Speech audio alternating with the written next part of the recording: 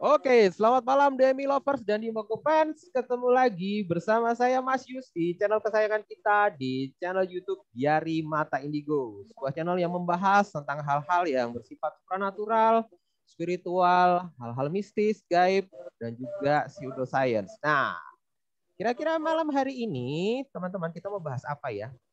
Kemarin kita udah bahas tentang shadow work, kita sudah bahas tentang yang hal-hal yang berbau supernatural sudah. Nah, malam hari ini kita mau bahas sesuatu yang agak sedikit berbeda dan tentu saja dengan narasumber yang juga lain daripada yang lain. Kira-kira malam hari ini kita mau bahas apa ya? Kita malam hari ini mau bahas tentang Kundalini. Nah, buat teman-teman mungkin masih agak awam. Apa itu sih Kundalini ya? Kundalini itu bisa dibilang salah satu ajaran ada kaitannya sama ajaran esoteris itu mengenai energi. Jadi kita sering bilang energi Kundalini. Energi Kundalini itu erat kaitannya sama awakening, sama proses bagaimana kita manusia itu bisa mencapai tahap pencerahan tertentu. Nah, tapi sebetulnya kita coba mau gali lagi. Sebenarnya Kundalini itu asal usulnya seperti apa sih dan bagaimana kemudian dia bisa berhubungan dengan pencerahan tersebut. Nah, pada malam hari ini Mas Yus tidak sendiri. Mas Yus akan ditemani oleh seorang bisa dibilang spiritualis juga ya, spiritualis yang sudah cukup punya nama.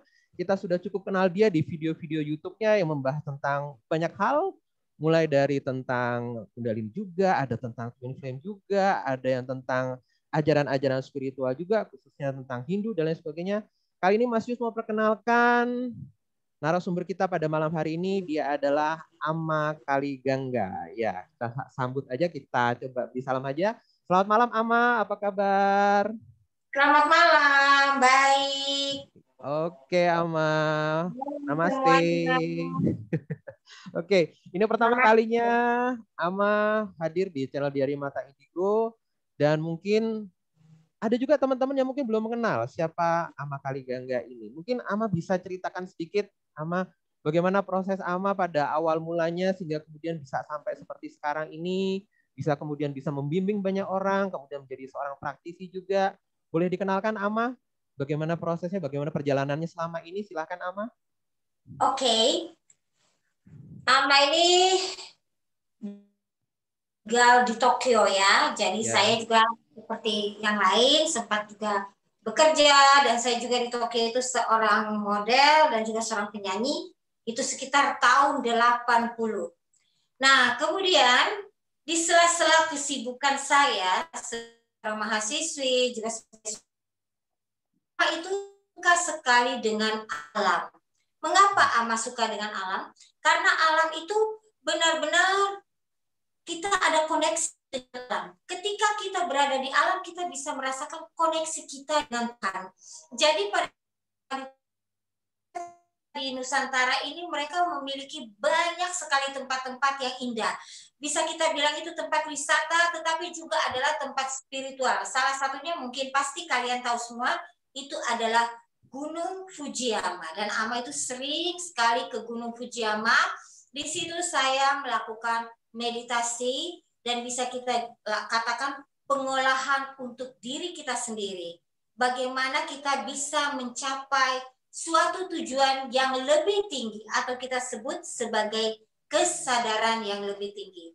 Nah, di situ kebetulan di Fujiyama ini banyak sekali tempel-tempel seperti kita ketahui, mereka itu beragama Buddhis dan Shinto. Cuma uniknya orang Jepang ini, walaupun mereka beragama Shinto dan Buddhis, mereka juga merayakan Christmas. Di situ Ama juga melihat satu sifat universal. Jadi di sini Ama, saya seperti kalian lihat sendiri, saya keturunan India, tetapi saya warga negara Indonesia ya, udah pasti. Nah, di sini Ama itu mulai melihat ada sesuatu ya, selain duniawi masih ada sesuatu keindahan lain atau dimensi-dimensi lain.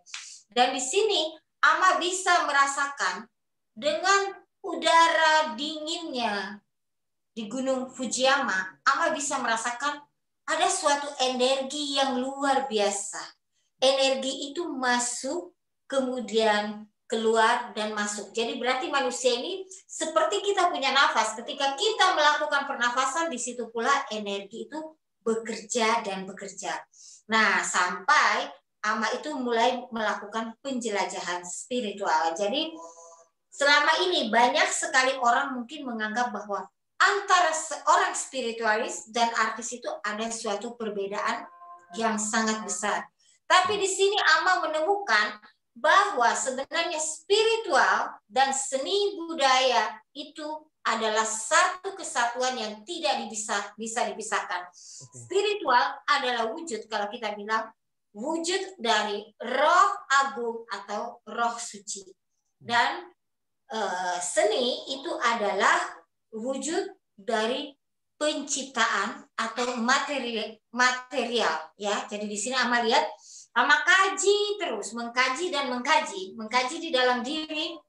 Ama lihat ternyata itu tidak terlalu jauh berbeda dengan budaya Sanskerta ya, di mana tarian ya dan lagu-lagu itu selalu ada kaitan dengan spiritual. Bahkan kami memiliki tarian-tarian spiritual untuk penggerakan semesta. Jadi sang penari akan itu langsung berkoneksi dengan alam semesta ketika melakukan tariannya, dan di saat itu terjadilah pergeseran semesta. Kenapa itu bisa terjadi? Karena setiap manusia memiliki kaitan dengan semesta. Itu awal. Jadi Ama itu mulai mengolah dari dalam diri sendiri. Ya, meskipun saya seorang artis pada saat itu ya, saya juga tetap mulai mengolah spiritual sehingga itu menjadi suatu perjalanan yang panjang sampai akhirnya Ama menemukan apa itu Kundalini, suatu kesempurnaan untuk kehidupan. Oke, ini sangat menarik sekali. Nah, ini tadi sudah disebut juga tentang Kundalini. Nah, karena pada malam hari ini kita akan bahas tentang Kundalini, kita langsung aja nih Ama. Kalau menurut Ama sendiri, bagaimana kita menjelaskan tentang Kundalini itu? Itu sebetulnya apa sih? Definisinya apa? Dan kemudian mengapa Kundalini itu harus diaktifkan? Dan kalau misalnya harus diaktifkan, kenapa kemudian tidak aktif dari lahir kayak gitu? Ini pertanyaan yang cukup menggelitik sebenarnya ini Ama. Mungkin bisa dijelaskan mengenai ini. Oke, sekarang Ama akan menjelaskan bahwa Kundalini itu sebetulnya aktif dari seseorang sebelum lahir, bukan semenjak dia lahir. Oke. Karena Kundalini itu adalah bagian dari roh dan bagian dari tubuh. Kalau Kundalini Anda tidak aktif, berarti Anda tidak berada di dunia ini. Ya, itulah Kundalini. Kemudian kita bisa mengatakan bahwa Kundalini itu sudah aktif semenjak orang lahir. Jadi salah kalau Kundalini tidak aktif. Bahkan Kundalini tidak hanya aktif pada manusia, tetapi juga aktif pada makhluk-makhluk lain, seperti hewan dan lain-lain. Cuma perbedaannya, kita manusia itu memiliki suatu kesempurnaan. Di dalam setiap agama juga sudah dikatakan bahwa manusia yang paling sempurna itu adalah makhluk paling sempurna adalah manusia. Maka dari itu Kundalini itu perlu sekali diaktifkan. Sebenarnya bukan diaktifkan, tetapi dibangkitkan, kemudian diselaraskan. Oke. Nah, berarti ini tadi sudah ada coba hal yang diluruskan bahwa bukan diaktifkan tetapi dibangkitkan dan diselaraskan ya Ama ya berarti ya. Nah, kemudian apa manfaatnya ketika Kundalini itu sudah selaras dan kemudian sudah dibangkitkan? Apa tanda-tandanya kalau dia itu sudah selaras? Oke, tanda-tanda bahwa Kundalini kita itu sudah selaras. Pertama, pikiran kita akan berubah menjadi jauh lebih positif. Perasaan kita akan timbul perasaan empati yang luar biasa dengan semua makhluk dan alam semesta. Mengapa? Karena seperti yang Ama tadi katakan bahwa manusia atau semua makhluk mempunyai hubungan dengan alam semesta. Tetapi ada tirai ya, atau kita sebut maya atau ilusi kegelapan yang menutup hubungan kita dengan kosmis, terutama dengan Tuhan yang Maha Pengasih. Nah, di sini ketika sang Kundalini ini bangkit, pertama kita udah Ama sebutkan berpikiran lebih positif, memiliki empati yang besar. Kemudian Kundalini ini juga akan membantu organ-organ tubuh kita karena dia bekerja selaras energinya, jadi secara otomatis kita menjadi lebih sehat. Dan satu lagi yang sangat penting, kita akan langsung mendapatkan kesadaran tertinggi. Ketika kita punya Kundalini sudah bangkit secara sempurna, kita langsung memiliki koneksi dengan Yang Maha Kuasa. Kenapa? Setiap manusia sebenarnya memiliki koneksi dengan Yang Maha Kuasa. Cuma seperti yang Ama katakan, kita selalu tertutup oleh ego atau tirai ilusi kita. Oke. Jadi kemudian bisa dijelaskan bahwa sebenarnya Kundalini itu sendiri lebih kepada sistem atau mungkin mekanisme energi supaya dari sirkulasi tubuh manusia gitu ya, Ama ya, kalau mungkin bisa dijelaskan kayak gitu ya. Oke. Nah, ini karena dan ini tidak hanya sekedar energi fisis saja, tetapi juga energi yang sifatnya non fisis kayak gitu. Jadi ini kalau misalnya tadi saya coba elaborasi terjemahkan kurang lebih seperti itu. Nah, kemudian kalau misalnya ini pasti teman-teman sudah pada bertanya-tanya nih. Tadi sudah disebutkan bahwa Kundalini bisa dibangkitkan, kemudian bisa diselaraskan. Lalu itu caranya bagaimana itu, Ama, supaya kemudian manusia itu bisa mungkin ada teknik-teknik untuk bisa menyelaraskan atau membangkitkan Kundalini ini, mungkin yang Ama tahu seperti apa gitu? Oke. Kita akan membangkitkan Kundalini, pertama itu harus melakukan pernafasan berirama. Jadi kenapa? Karena begini, kita membutuhkan oksigen yang lebih banyak di dalam tubuh kita. Dan kita punya teknik pernafasan khusus untuk bisa mengambil oksigen yang lebih banyak untuk membuang toksin atau racun-racun dari dalam tubuh kita. Ini secara fisik loh. Tetapi secara spiritnya ialah kita bisa menarik energi positif dari alam semesta dan membuang energi negatif. Namun jangan salah, energi negatif pun sebetulnya bukan musuh seperti yang dianggap oleh sebagian manusia. Karena ada siang, ada malam. Berarti kita harus menyelaraskan energi negatif pun yang ada di dalam tubuh kita. Kalau secara bahasa Chinese-nya menyelaraskan qi di dalam tubuh kita. Karena kita memiliki hawa panas, kita sebut itu surya atau matahari, dan hawa dingin itu adalah bumi atau air. Nah, inilah yang perlu kita selaraskan. Oke. Jadi pada dasarnya menyelaraskan energi yang sudah ada di dalam tubuh kita ya, pada intinya seperti itu. Dan itu dengan teknik pernapasan. Nah, kemudian tapi ada juga kalau misalnya mungkin orang-orang mungkin dia belum terlalu mengerti, lalu mungkin dia belum terlalu ahli dalam hal pernapasan. Mungkin apa saja hal-hal yang mungkin perlu diperhatikan, Ama? Hambatan-hambatan apa yang biasanya muncul ketika kita mencoba untuk menyelaraskan atau membangkitkan Kundalini? Nah, di sini Kundalini itu yang penting itu sebenarnya membutuhkan seorang guru. Karena apa? Kadang-kadang banyak sekali yang melakukan meditasi atau teknik Kundalini dan dia belum mengerti total. Seperti kita misalnya sekarang mau menyetir mobil ya, kita sudah punya mobil, kita udah punya kunci ya, tetapi kita tidak tahu menyetir. Dan mungkin pada saat kita menyetir tanpa tuntunan seorang guru, kita langsung akan keluar dan menabrak sesuatu. Nah, demikian juga dengan Kundalini. Kundalini yang pertama harus dilakukan oleh seseorang yang ingin belajar Kundalini itu ya, siap fisik dan siap mental. Nah, tadi Ama sudah bilang kita lakukan pernafasan berirama, dan untuk fisiknya juga ada kita sebut Kundalini Yoga atau latihan-latihan senam-senam yoga tertentu untuk bisa memperkuat fisik kita untuk menerima energi yang begitu besar. Karena ketika energi itu masuk dan fisik kita belum siap, nah disinilah terjadi yang disebut Kundalini Syndrome. Mungkin bisa dijelaskan sedikit, Ama, Kundalini Syndrome itu yang seperti apa ya? Apa mungkin itu hal-hal yang ditakutkan orang bahwa kemudian dia bisa dalam tanda kutip melihat yang tidak terlihat atau melihat yang tak kasat mata, atau mungkin ada pengaruh secara fisik di tubuhnya? Mungkin bisa dijelaskan, Ama, Kundalini Syndrome itu seperti apa? Kundalini Syndrome adalah ketika antara qi kita, hawa panas kita itu tidak seimbang. Ketika cakra-cakra kita tidak seimbang.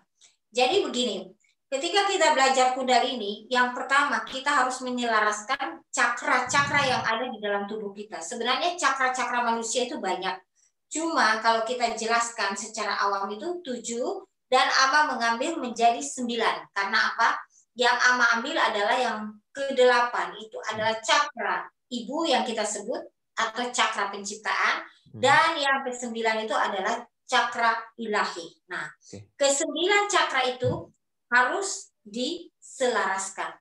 Karena ketika cakra-cakra itu tidak selaras, inilah yang terjadi Kundalini Syndrome. Pertama, itu bisa mengganggu mental kita. Karena kita bisa mendengar suara-suara, suara-suara gaib, bisa juga kita melihat hal-hal yang tidak ingin kita lihat, atau kita melihat hal-hal gaib, atau kita merasakan akan terjadi misalnya bencana dan itu membuat kita tidak bisa tidur, kita merasakan ketidaknyamanan. Ketidaknyamanan inilah yang akan membuat gangguan di jiwa kita atau di mental kita.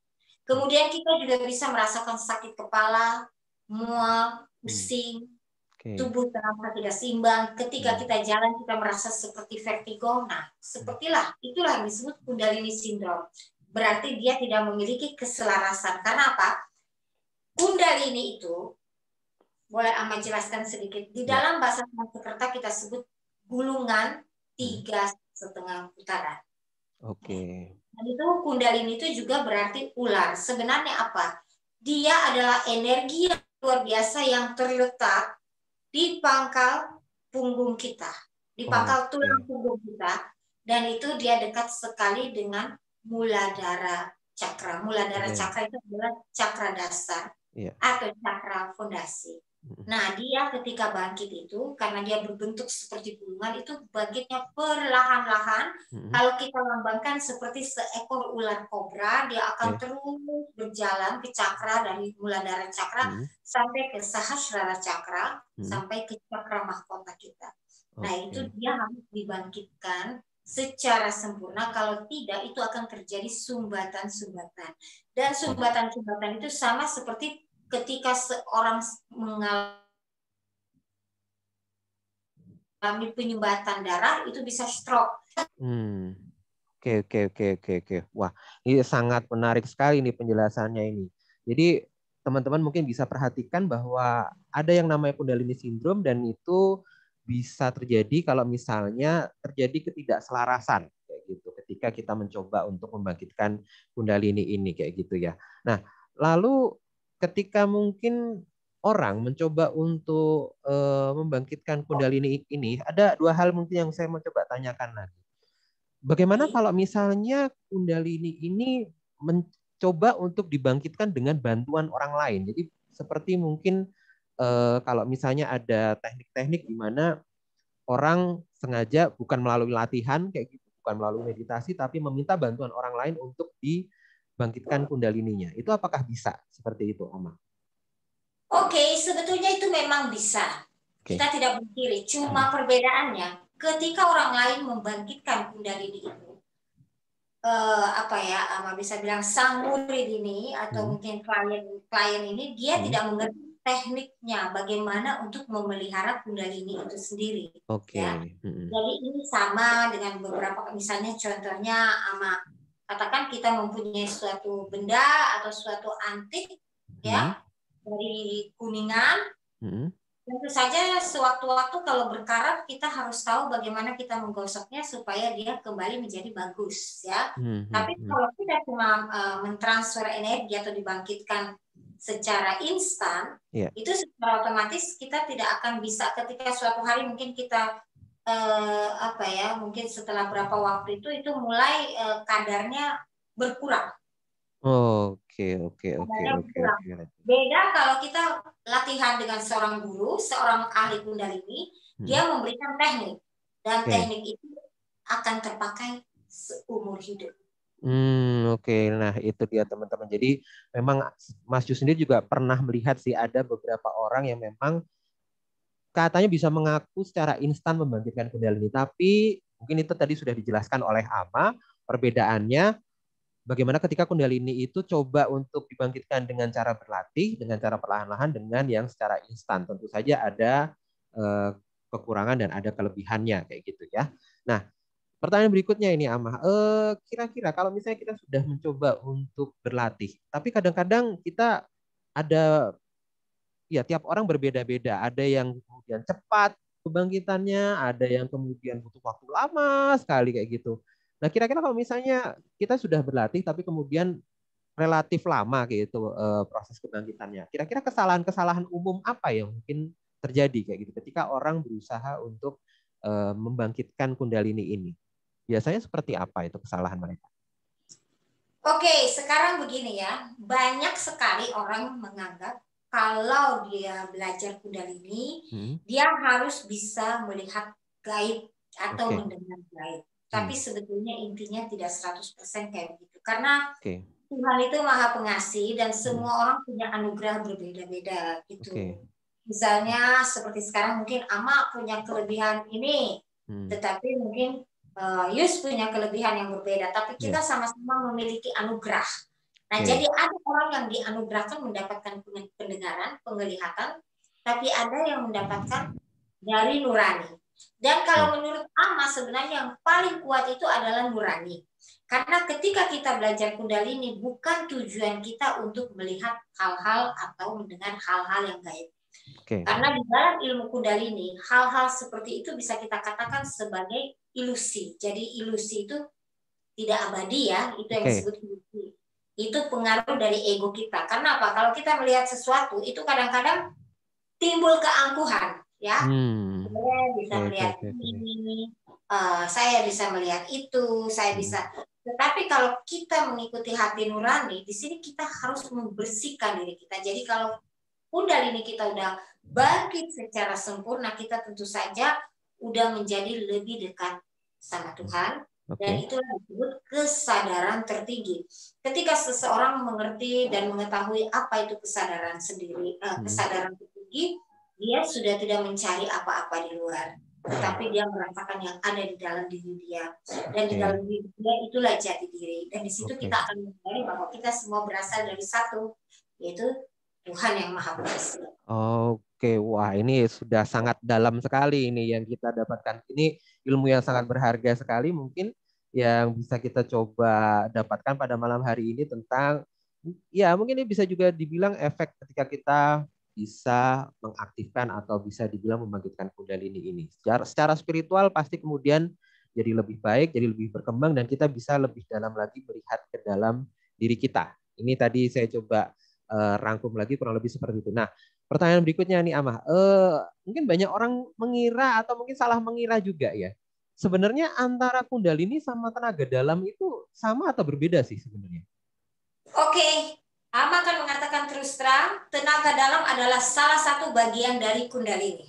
Oke, jadi itu salah satu bagian. Perbedaan, tetapi sebenarnya salah satu bagian dari Kundalini. Kenapa? Seseorang yang memiliki tenaga dalam itu berarti dia sudah dia punya cakra fondasi atau cakra dasar itu sudah kuat. Kemudian Swadhisthana cakra, cakra kedua atau kita sebut juga cakra seks ya, itu adalah cakra kreativitas dia sudah kuat juga. Kemudian Manipura, cakra kenyamanan atau cakra kita sebut kota permata, itu juga udah kuat sampai pada cakra keempat, yaitu cakra cinta kasih. Nah, karena kekuatan dari energi yang ada di bawah, jadi kan gini, kita energi dari cakra 1 sampai ke 3 itu kita bisa sebut energi duniawi, dan kita masuk dari 4 sampai ke 7, 8 dan 9 itu udah masuk cakra ketuhanan. Jadi dia sudah memiliki kekuatan dari cakra dasar dia sehingga dia mempunyai tenaga dalam untuk mentransfer energi. Oke. Nah, dia juga mempergunakan cakra keempat itu adalah cakra cinta kasih untuk memberikan energi dia untuk membagi. Nah, di sini kita kembali kenapa Ama bilang kita harus sempurna apapun itu, ya menyempurnakan Kundalini kita, karena di sini yang bisa terjadi kadang-kadang Kundalini sindrom itu, kalau kita belum sampai ke cakra yang paling atas, itu egoisme kita itu masih besar. Oke. Nah, Kemudian Amah, kalau misalnya kaitannya sama Kundalini Syndrome itu tadi, ada mungkin orang-orang yang tidak tahan kayak gitu ya, ketika dia menghadapi Kundalini Syndrome seperti itu. Lalu kemudian eh, ya mungkin dia coba untuk meminta tolong atau mungkin mencoba untuk datang ke orang seperti Ama. Dia bilang, Ama aku nggak tahan nih, aku kena Kundalini Syndrome. Kira-kira ini bisa dinonaktifkan nggak kebangkitannya? Atau mungkin yang tadinya, Maaf ya, bukan Hah? dinonaktifkan, bukan Hmm, dinonaktifkan, tapi diselaraskan. Kalau diselaraskan ya kayak gitu. dinonaktifkan berarti kita apa namanya menonaktifkan kundalini berarti sama saja kita mengakhiri kehidupan kita. Oh, Karena oke. kundalini adalah nafas kita, Oke, nafas manusia. Oke, berarti pertanyaannya kemudian bagaimana kemudian yang supaya tidak kena Kundalini Syndrome itu mencoba untuk supaya bisa selaras kayak gitu. Mungkin ketika dia sudah terlanjur kena sindrom tapi kemudian dia mencoba untuk menyelaraskan, biasanya yang disarankan seperti apa? Oke, berarti dia harus belajar kundalini Hmm, secara sungguh-sungguh dan oke, mengikuti aturannya. oke. Jadi ada seseorang yang seperti itu ya, dia udah Ya. mendapatkan kundalini sindrom dan Hmm, merasakan ketidaknyamanan, hmm, ya sudah jadi ama kasih dia dengan meditasi hmm. kedamaian atau Oke. pranayam, meditasi pernafasan dulu. Jadi Hmm, coba lakukan pernafasan, tapi ada juga ya. hmm, Ketika dia melakukan pernafasan, dia merasakan sindrom itu. Jadi ama udah coba dengarkan musik, hmm. rasakan ketenangan dulu, lakukan relaksasi. Itu dulu yang Oke, oke. ama sarankan. Kemudian supaya kita menyelaraskan, ayo belajar. Kebetulan Hmm, sama juga kasih kelas kundalini. hmm. Sekarang juga sering di Oke, online, karena sekarang oke. lagi Hmm. apa namanya lagi corona ya. Ya, Jadi tidak ada lagi pertemuan-pertemuan oke, sementara oke. protokol kesehatan. Jadi melalui online, saya Hmm, kelas 1 sama 2 saya bisa kasih melalui online, tapi tidak oke. kelas. Oke, nah itu dia teman-teman kalau misalnya tertarik untuk kebangkitan Kundalini ini mungkin bisa juga langsung ke Ama Kaligangga untuk bisa mengikuti kelas-kelasnya. Mungkin kalau kelasnya sendiri biasanya ada batch-nya atau biasanya per minggu atau per bulan biasanya Ama? 1 kali seminggu Hmm. selama 45 menit. Oke, 1 kali seminggu Itu selama cuma 4. 1 kali seminggu. Jadi selama seminggu itu ama suruh mereka mengulang latihan yang ama berikan di rumahnya. Oke, oke, oke. Nah, itu dia teman-teman kalau misalnya tertarik terkait pembangkitan Kundalini ini mungkin bisa lebih dalam lagi, bisa hubungi Ama dan kemudian bisa ikuti kelasnya juga dan tentu saja nanti karena Ama ini sudah cukup berpengalaman, nanti bisa terasa manfaatnya. Apa yang kemudian bisa dirasakan nanti silahkan di-sharingkan. Nah, Ama, ini mungkin udah masuk ke segmen terakhir. Mungkin ini adalah pertanyaan terakhir juga dari saya sebelum kita tutup untuk segmen ini. Kalau misalnya saya mau tahu juga nih, ada nggak memang orang-orang yang dari lahir itu atau mungkin dari sejak dia umur belia itu kundalininya atau secara tidak sengaja itu sudah bangkit.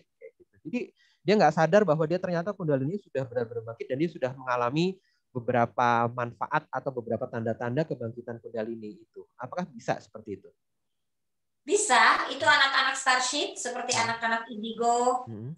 Indigo itu kalau ama bisa katakan kalau anak indigo Hmm. dia itu mata ketiganya sudah bangkit, makanya disebut Oke, anak nila. oke, Kemudian kalau anak kristal dia lebih punya koneksi sama kekuatan Tuhan ya oke. ilahi. Hmm. Mereka makanya sangat-sangat apa namanya sangat sensitif ya Hmm. karena terlalu empati. Nah Oke, kemudian yang mendapatkan kesempurnaan itu sebetulnya anak-anak rainbow. Cuma oke. meskipun kundalininya sudah bangkit dan merasakan manfaat, itu sindrom-sindrom itu bisa terjadi. Makanya banyak sekali anak-anak indigo yang sering bermasalah kan, itu Hmm. yang ama sering katakan mereka tidak bisa beradaptasi dengan Oke. lingkungan, dengan Hmm. kondisi dan keadaan. Nah, ketika belajar kundalini, kita sudah bisa beradaptasi karena kita akan menyadari bahwa material atau dunia ini bukanlah musuh kita, tetapi kita Oke, harus bisa mengendalikan. oke, oke, Mengendalikannya oke. dengan mana? Dengan bagaimana cara dengan spiritualitas kita. Ya, Jadi kita istilahnya boleh bekerja apa saja, tidak usah 100% jadi spiritual kalau tidak mau ya, kalau mau silakan. ya, Tidak usah 100% jadi spiritualis, Tetapi kita bisa mengendalikan diri kita dengan spiritual. Spiritual kita yang akan mengendalikan material kita. Nah, di sini akan terasa lebih tenang, lebih damai, lebih nyaman untuk siapa saja, untuk manusia awam maupun untuk starship. Oke. Nah, ini juga menarik sekali tadi penjelasannya. Lalu kalau misalnya nih, kita sudah sadar bahwa kundalini kita bangkit. Lalu bagaimana kemudian kita menyikapinya, Ama? Apakah kita harus menyikapinya dengan ya supaya itu bisa apa ya, supaya itu bisa tetap terjaga, atau mungkin kita supaya bisa memiliki atau bisa punya daya manfaat, atau gimana sebenarnya kalau misalnya kita sadar bahwa kundalini ini sudah bangkit? Oke, kalau kita merasa kundalini kita sudah bangkit, sebelum melakukan meditasi tertentu, otomatis kita mendekatkan diri sama Yang Maha Kuasa. Jadi jangan salah, kundalini itu bisa bangkit kalau orang itu banyak bersembahyang juga. Itu secara otomatis kundalininya bangkit. Makanya kalau orang yang rajin beribadah, rajin bermeditasi, dia lebih peka dengan alam sekitarnya. Nah, kalau saran Ama, kalau kita udah merasa bahwa kundalini kita sudah bangkit, yang harus kita lakukan adalah, tapi kita melakukan meditasi, otomatis meditasi pranayama atau pernapasan berirama, itu untuk menetralisir.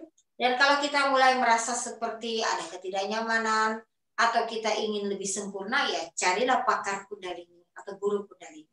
Oke, Ama, ini sebuah saran yang cukup jelas dan gamblang ya mengenai apa yang harus dilakukan ketika kita sudah sadar bahwa kundalini ini bangkit dan sudah bisa secara sadar juga ini ada di dalam diri kita. Tadi selain mendekatkan diri kepada Tuhan, kita juga harus bisa membuka diri terhadap orang-orang yang mungkin sudah lebih ahli ya, sudah lebih dulu tahu tentang kundalini ini kayak gitu. Dan kita bisa berguru sama dia.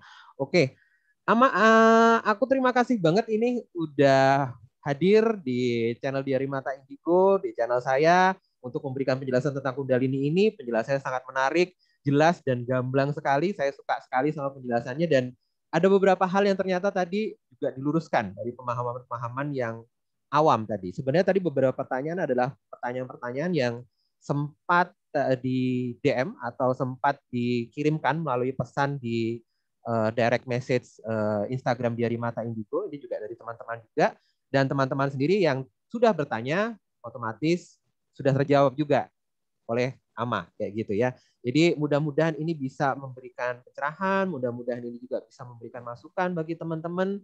Dan sekali lagi mungkin kalau saya pribadi, mudah-mudahan Ama tidak keberatan kalau nanti lain waktu saya undang lagi untuk jadi narasumber di channel Diari Mata Indigo ini untuk tema-tema yang lain ya, Ama ya.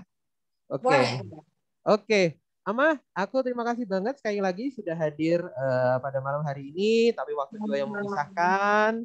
Kita nanti akan jumpa lagi di lain kesempatan, dan nanti kita akan jumpa lagi di konten-konten yang juga lebih menarik dan yang lebih bermanfaat tentunya di channel Diari Mata Indigo. Jangan lupa teman-teman untuk subscribe dan bunyikan tanda lonceng sehingga teman-teman tidak ketinggalan konten-konten dan materi-materi yang lebih menarik lagi. Saya Mas Yus dan Ama Kaligangga pamit. Namaste. Kita jumpa lagi di lain kesempatan. Terima kasih.